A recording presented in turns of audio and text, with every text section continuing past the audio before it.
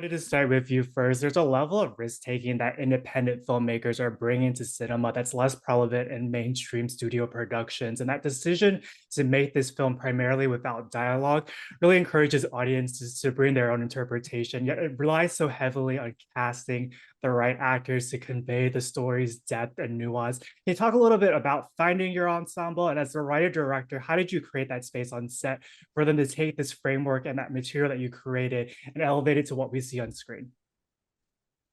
Um, I think I got extraordinarily lucky with the cast I had. It started with my friend Chris Gauthier, who unfortunately passed away about a year ago. But because of him, he was able to kind of put out the word that like this guy's making a thing, making a film, and I think it's going to be cool.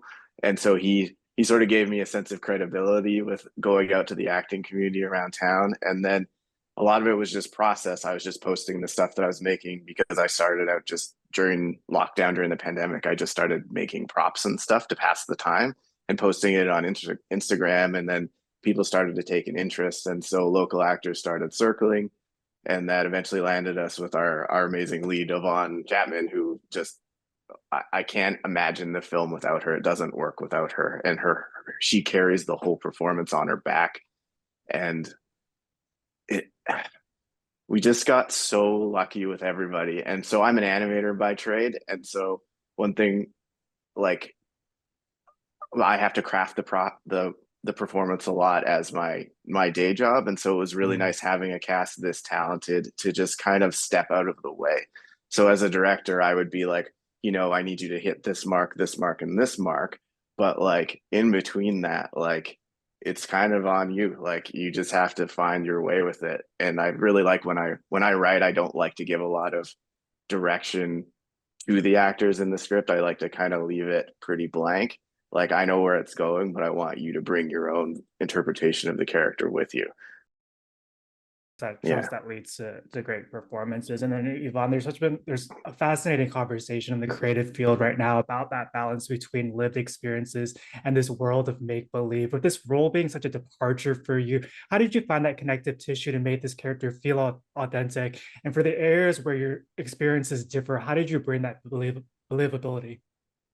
Oh, that's a really good question. I think there's such a universal experience in this story, though, and that's the struggle to honestly just live in this world and be in certain systems that are broken, and trying to find the perseverance through all of that. For me, that was the core tenet of what I related to her and this character, and also the love between family. And then we really see that as such a prevalent theme between her and her adopted son. So when you look at those themes, for me, truly, like that is such a salient way into humanization, anyway, that we're all on this planet trying to make something of ourselves, trying to make something for our families. That was honestly quite an easy thing for me to step into and relate to her about, Yeah, even though it was a completely different situation. And thankfully, she goes through a lot of hard things within the film. That core tenet was something that was quite easy for me to relate to. I feel like audiences can see themselves through this character. And J.Brown, you were just touching upon this, but you built and created the props and costumes yourself. Can you talk a little bit about that process and how you found that balance between creating these really visually stunning pieces that made the film feel so grand in scale while also bringing that practicality that elevates your actors' performances? Um, yeah, I'm always like I work as I said, I work digitally, so it's really nice to kind of get your hands on something to like craft it for real. I'm like I'm a Mythbusters guy. Like I watched all the Lord of the Rings special features stuff. Like I just like genuinely love making stuff. And so I just got really into it. And then because there's so much downtime with being not able to go out and socialize, I got pretty good at it and it kind of just elevated the production value across the board, which made everything else have to kind of up its game as well. And so like as far as the visuals are concerned, like when you're doing that much of the like production design, you can really shape that to work towards your other departments. So like I know we're going to have this truck so we can shoot it this way, or I know that like her costume is going to be shaped this specific way so it's going to have a nice silhouette, and really sort of using those animation principles of like strong silhouette and good composition to really like shape the way the film looks. And I've been fortunate enough to work on a lot of big movies, and I worked with Shane Black doing previs on one of his movies, and so our main job was like helping design action sequences, and so your whole goal is to just make it look cool, and so you'd be like, here's this cool explosion, and you want to show it from a cool angle, and Shane would be like, there's like, whose perspective is this from? And he would Mm, really reiterate like, if that shot of the explosion has no tie to the characters, then it doesn't have any meaning. And so I don't think a visual is striking if it's not tied and grounded with the actors. So yeah. I really took that lesson home of like, if our characters aren't aware of it, then the audience shouldn't really be aware of it. And so that visual will be more striking because it's tied to the character. Otherwise, it's just Mm. like with AI and social media and stuff, we're hit with like quote unquote striking visuals constantly, but they're not necessarily tied to anything. So it's kind of that's how you sort of keep them having meaning in a world where you can kind of make anything you want these days.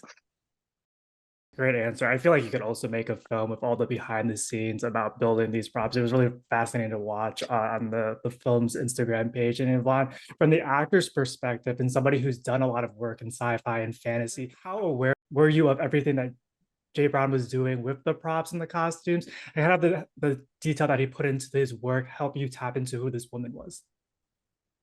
I was incredibly aware because I'm so thankful for J. Brown in the sense that he is so intentional with everything that he crafted together. Every single piece of clothing for her had a purpose, had a meaning. And the way that I felt too, even in the layers and the way that it was contextualized, made it feel like her life was truly thoroughly lived in those clothes. And that spirit that she has, that is her livelihood. Without it, she's not able to provide for her family. That hat was part of her identity and trying to go and pursue her work. There's even a sticker on the hat with the sunshine that's really conducive to how she feels and her hope, truly, of how she wants to come out on the other end of doing this work. So everything was so intentional. And that really is such a gift for an actor when you have something on you that feels that you can put on a second skin. Mm. And it really does help performance. Yeah. And then J. Brown, this project began as a proof of concept and it evolved into a journey of finding your voice as a filmmaker. How did Dragon Fruit shape the stories that you want to tell moving forward? And how does that kind of align with your own visual language? Um, I think like the process of making dragon fruit and the time period it was made through, I think it's the first time in my life calling myself an artist hasn't felt like bullshit. Like it's like Mm, this film feels relevant and it feels like as an artist, I want my work to be relevant and commentary on the times that we live in. And I mean, we obviously live in pretty interesting times. So I feel like going forward, anything I want to make, I want it to be commentary. I want to be an artist of consequence and have my art speak to people's experiences in the time that I live in. they definitely did that with this film. And Yvonne, there's so much restraint and subtlety in your performance, which makes it so compelling to watch. And I imagine when the dialogue isn't present, the default for so many would be to over exaggerate and to be overly expressive. And while I think that works for some stories, it would have been such a disservice to this character in J. Brown's script. How did that openness of that canvas impact your own creative process? Did you lean more into your process of journaling from your character's perspective to find her voice? What did you learn about your own craft working on this project? Oh yeah, it was so interesting to me because as most people know, like typically the words are an actor's vehicle and tool. In this circumstance, it was the circumstances of her life, and I really had just wanted to lean into those circumstances and feel everything. And what was so lovely and so wonderful about it is, again, Jay Brown was able to he crafted everything from the clothing to the set, everything had a purpose, everything I could touch, I could feel. So that was so huge in developing and feeling what she was feeling in the character. And in terms of process, I it wasn't so much as a journaling that didn't quite work because to Mm. me it felt that she had to live moment by moment because that's what she was. It was like day by day, moment by moment of like trying going through this struggle of life. Um, but that was really felt on set by everybody, and it was a collective energy and presence of everybody that really helped to push the performance as it was. And you're right. I mean, for her, I think this was this had to be more subtle work because of the isolation that she felt in a society where she felt like she was on her own and she had to do everything on her own as an independent, you know, person trying to navigate her way through everything. So it had, for me personally, I felt like it really had to be subtle. Otherwise, you're absolutely right. It would have been completely distracting. Yeah. And I wouldn't mind adding on to that. Like what Yvonne does in this is like her face is covered for almost half of the film. And so a lot of her performance comes from just her own physicality. And like again, I'm an animator, like posing is like what I do. And she is so good at hitting a striking pose that really reads on camera and conveys emotion and her feeling and Hmm. everything else and just the urgency of the situation that I think with a lesser actor, like it wouldn't have been possible because we didn't really give her much help. It's just like your face is covered, like you're here and you just have to do it, and she really nailed it. And J.Brown, you faced so much adversity bringing this project to life. What did you learn about your own craft creating this film? And was there a scene that even you were shocked that you were able to pull off, just given everything that you went through for this film? I think my biggest takeaway is like I can do this. Like I'm capable of pulling something of this scale off, even if it does take 5 years. It's doable. I think for me, everything comes down to the final scene in the film, and like we didn't because of pandemic restrictions and just everyone works full time, and we're doing this on evenings and weekends. Like we didn't have a rehearsal, so we just the first time I was ever hearing it live was on set on the first take, and it was like okay, let's like hopefully this is going to work, and it did, and it was like we stuck the landing, and that was the biggest victory to me because everything else like the film is long for a short because you have to go with her on this journey and you have to feel invested, just not emotionally but like your time. Like we tried to cut it down and it made the film worse. Like the rough cut's actually a bit shorter than the final cut because it was like these things need to breathe. They need some Mm. they need some time for this stuff to sink in. So when we get to that final scene, it ties it all together and it really hammers it home. You know, that final scene also feels very slice of life and very daring to where you took audiences on it, and it's very impactful. Yvonne, you got your start in indie filmmaking, and that's an environment that artists find incredibly rewarding. How does that creative space inspire you, and what did you find most valuable about working on these types of projects? I have to say, and Jeremy, I'm going to embarrass you here, but I really love seeing J.Brown work, truly, because to me, he has put so much literal like blood, sweat, and tears Yeah. into this project, and to see that passion and that reinvigoration of the community that he built, truly, every single person that came out to this film was a community that came out because we believed in the project, because we believed in him, because we believed in the storytelling of it. And that is the reason why I wanted to become an actor to begin with. So not to say that I don't get that on the bigger set, but this has a different vibe to it when you have somebody who's touching every single part of the production, and there's just everyone's there on their own time, you know, just trying to get something that they want to create on a very, very personal level to fruition. So that's what I absolutely love. It kind of it just goes back to the roots. Like you said, I started in indie filmmaking and I don't think I'll ever go away from it because that's what I absolutely love about it. Yeah, I think indie filmmaking, create some of the best projects that we're seeing right now. And there's something beautifully tragic about Mother's journey throughout the film and her day-to-day grind and tirelessly working to accomplish something meaningful. I know for both of you as storytellers, completing the film is the ultimate destination, and its reception is an added bonus. Having taken this film to so many different festivals, what has it meant for each of you to see the response that it's having? And what is that like, having that experience in a shared space and getting that feedback from audiences? It's Yvonne, do wild. you want to go first? Sure. I mean, I'll speak for myself is that I always feel like you're working in a vacuum typically when you're on set, and you kind of are because you're doing this with a crew and on a set, and you try your very best to give it everything that you got because personally for me, I don't take it lightly that people spend their time, their money, and their energy to see what we put out there, and I want them to have an enjoyable experience and also take something really meaningful away from it. And in that, with that goal in mind, you just never know what the response is going to be until it's actually put out there. So to see it's been overwhelming, positive response and feedback from the film is everything that you could hope for, in terms of putting your work out there and having it be seen. So for me, it's been absolutely wild. But obviously, because of his talent, J.Brown's talent and everything, I'm not really surprised. And that really goes to kudos to you, J.Brown. So thank you very much. Too kind. No.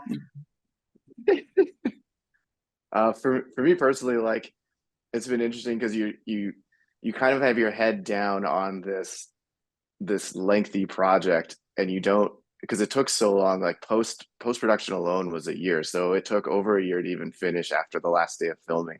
So you kind of just lose your mind during it, and things are working during the edit, things aren't going to quite go the way you want, but you have to make it work. And so by the time you get to the end, you're not even necessarily happy with it. You just have to get to a place where you're like at peace with it. And all you can do is send it out and be like, well, buckle up, And so we had a cast and crew screening, and I remember there was about 100 people came, and I'd only been watching it in my dark little office for months. And so sitting there with like everybody, I had this like huge panic attack about 3 minutes in, because I was like, you're not watching this by yourself. Oh my God.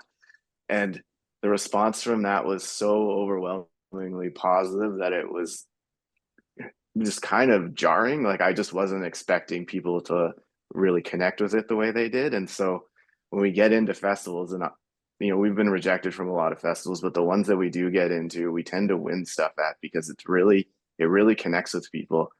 I think this film's like, it's very much a working class film, and it's made by working people. And I think it speaks really strongly to the experience of the average person who has to go to work every day. So it doesn't matter like what's going on in the rest of the world. Like I have to get to work. Like, it's COVID, I have to get to work. Oh, like, I don't like the way the election went, I have to get to work. Like, it doesn't matter. And I think the film really touches on that sort of, the working class's priorities are not the same as the elites, or whatever you want to call them, because the bottom line is we have to make a living, we have to get by. And so you don't have the luxury of like paying attention to the wider world. You have to just get to work. And that's what this film is largely about. That must be so rewarding for both of you, that it's only grown and kind of relevancy throughout the years. I got one final question for both of you. What's next for the film itself, and then what's next for each of you? Jeremy. So right now we're on this for your consideration campaign to see if we can make the Academy Award shortlist. And so we'll find out. And if not, we'll just keep going forward. Eventually the film's going to end up on YouTube. I want people to see it as much as possible. And then I got a feature version in the works. And eventually when it's ready, I'm going to show it to Yvonne. But right now it still needs a bit more time in the oven. It's kind of what J.Brown just said. It's you got to get to work. So it's just constant work, trying to put things out there that we really enjoy, that we love, that we feel passionate and strongly about making. And hopefully we have some really good people, which we have, incredibly fortunately good people coming on board. So that's what I'm looking forward to for this film, and also just in general for the future.